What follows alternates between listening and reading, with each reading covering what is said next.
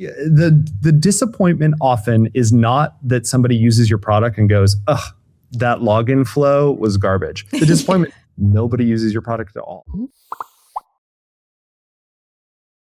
What is your advice for founders who are maybe hesitant to put their MVP out there because they're like, it's like really clunky, doesn't look so great. Like, I don't know, like people are like, I don't know if I can put this out there, right? Like I do hear that. Like, what's that like? How do you rip off that Band-Aid to be like, you know what?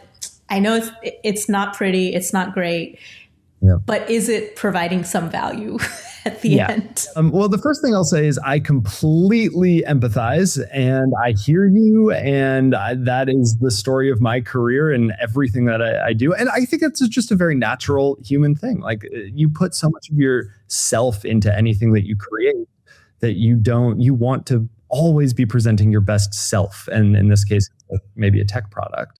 But the real ripping off the Band-Aid advice, honestly, the true, most honest I can be is nobody's really going to use your product at first, right? Like it's okay to get it out there because you think you're going to post about it once on LinkedIn and then all of a sudden you're going to have thousands of users who are like complaining because the UI is bad. No. You're going to be lucky if like your best friend is willing to like sign up for an account and like spend more than 5 minutes in there. You're going to be lucky if like your parents are going to use this or whatever. Right. B2B solution. You think like some B2B buyer, some like enterprise is going to see your post and like come in and be like, well, that was a bad experience. I guess Microsoft is never going to buy this product again. No. Get it out there because you will be the disappointment often is not that somebody uses your product and goes, ugh, that login flow was garbage. The disappointment, nobody uses your product at all. And the only way to get past that hump, to start getting people into like even learn enough to build a product that anybody wants to use is start going to like the 1 or 2 people who are going to spend half an hour with you to like use your product. And those people could not care less if the UI is bad. They could not care less if there are bugs because they know what they're getting themselves into. They know you're asking them for advice and support. They know they're some of the first people to use your product. And so they're willing. It makes no difference. If it was 10% prettier, they would not be any more impressed with you as a person. Right. They're there already, right? Yeah. And so, I think the biggest unlock for this is just understanding that the people who are going to be using your product at all are on your side. They want to help. And if you're very open and honest about where you are and asking them for like candid help, not trying to sell them, just trying to like understand, you're going to work together and collaborate. And oftentimes those early people who saw all of the bugs, who used a product that did not work, often convert to your first customers because they're now bought in and you've built something that around their needs because you've been working with them since day one. I think that's amazing advice because, I think people feel like it's a reflection of them to put it out there. But like you mentioned, it's really just to learn, and probably not that many people are even going to click on any links. So you're going to have to probably find a few people that are like kind of invested in solving this problem and are like, okay, let me test this. Maybe if this works, it solves a pain point for me, and they become your initial customer. So totally, it's a win-win. Yeah. If you can just get yourself to release it sooner, that means those people who you work with sooner are going to become your customers even sooner. So it is well worth it. And one of the other pain points now in building a business is distribution, right? So whether it's B2B or B2C, I think there's just so many tools and so many things out there. People don't always know what to invest in. And 2 is like the attention span for everyone has just kind of like dropped. So even marketing, right? Like that's a huge kind of, problem to, I think, figure out for every startup. especially because you're competing with like bigger players who, of course, have been around and can kind of sell differently. So how have you thought about that for this startup, and also maybe what you've learned from your previous startup about distribution? Yeah, I mean, I completely agree with everything you said there. I think distribution, it's always maybe been secretly the hardest and most important part of the business. But nowadays, more than anything, it is often the moat that is going to keep you afloat as Claude adds new features and puts like businesses out of business left and right. Or just ability to get over that first hump of like your first users, your first customers, your first raise, something like that. So yeah, what I would say there is that I actually see founders who maybe in the past would have had a difficult time building a product because they didn't have the technical skills, but they have the people skills or the network or something like that. Doing really well right now. And so I think if you are somebody who has felt like, oh, I can't go and build a startup, I can't build a product because I don't know as much, you're actually kind of a unicorn. You use those other superpowers to leverage like your social networks and things like that. And if you can kind of figure out the technology as you go, or as you validate the problem and you sort of those first iterations of a cycle like that. The other thing I'll say is I think increasingly in this world of AI, this applies in so many different angles, but because there's so much more noise, because there's so many new products coming out, because there are so many things like that, just having a clear opinion on anything, on part of your product, whatever it may be. And it can be a really small opinion, but if it's super clear and super concise and you're very opinionated about it, that is the thing that can possibly break through the noise.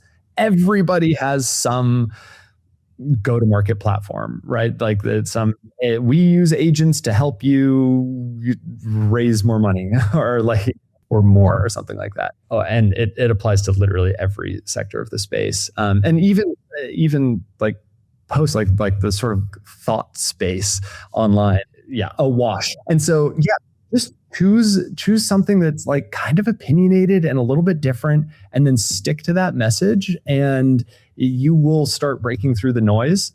That's been something that we've had to learn ourselves, because it is no longer enough just to have like a really good product. That having some sort of taste about the industry that you're in and an opinion about it. Even if you're wrong, people will listen to you and they'll take everything.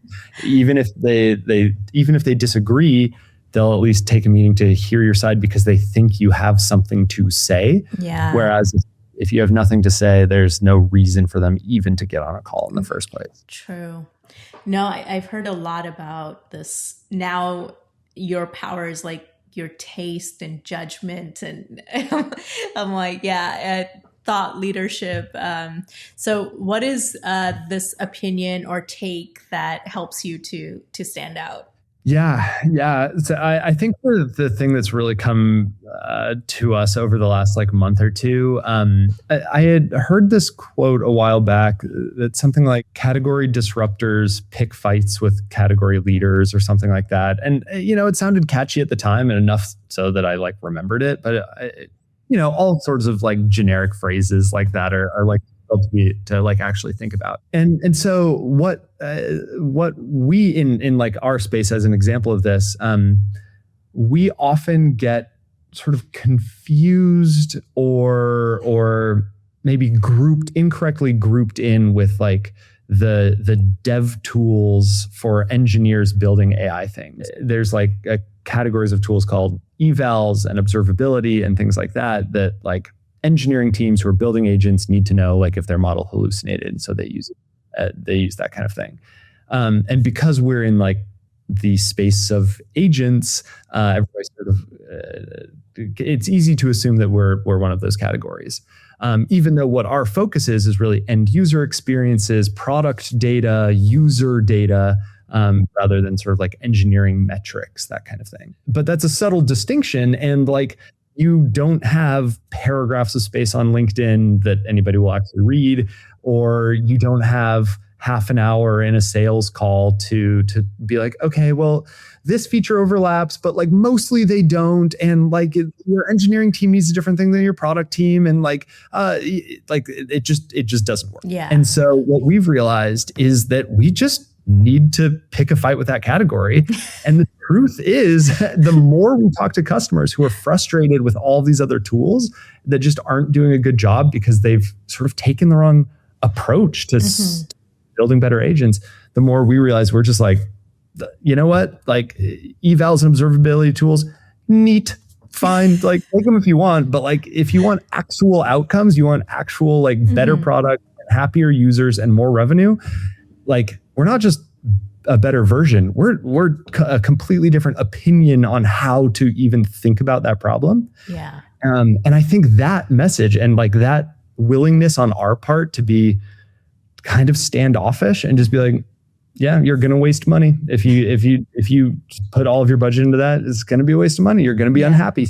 3 months from now, you're going to come back to us and we're going to be in the same conversation. And you're going to say, oh, we just blew 20 grand on like this trial over there. Having that opinion, not everybody has agreed with us, to be clear. I think we've lost some deals where people are like, no, I really like, we don't want to split our budget between these two. And I kind of want both. But for those people that it resonates with, they're like, oh, fine. Like somebody who's an expert in this field has an opinion about it. I'm not an expert. So like, let's go. Like, I'm going to follow somebody who has an opinion. Yeah. And I think sometimes people want to be told, in a sense, right? Because it's like, there's just so many options. It's like better if you just tell me like, no, you're doing it wrong. This is how you should do it. That is such a good point. Absolutely. Yeah. Yes. Especially more noise. And everybody, I mean, this at least applies into the AI industry, but probably this applies broadly. Like people are like kind of overwhelmed and scared by all of this changing technology and everything that's going on. Everybody's kind of scared for their jobs. Everybody kind of wonders if they're already behind the curve with using AI tools or buying the right tool or whatever. And so if you can come in there and just be like, look, I know you're scared, and say that out loud. Yeah, follow me. Like I know a way. Here's one very clear way that I think you can succeed. Follow me. Will resonate with that. And I think if you can also just kind of say, this is the exact outcome we're focused on. Because like you said, if you're too spread out, especially very early on, you kind of lose people too, because you're like, I don't know what I'm going to get, like. Totally. Yeah. And it's hard to be really opinionated about like 8 things, at least like online or like as a business. Like we all have more than 8 opinions. Yes. I hope. But like you can't like spread a dozen different ideas on LinkedIn. You gotta have like 1 or 2 things that people will listen to. So it actually really does help, to your point, to like narrow down, focus on like 1 or 2 things that like you can repeat enough that people actually start hearing. Thank you for joining us on the Little Pursuits podcast. Please follow, subscribe, and share this with one builder who needs it. Check out the show notes for links to connect with us and our guests.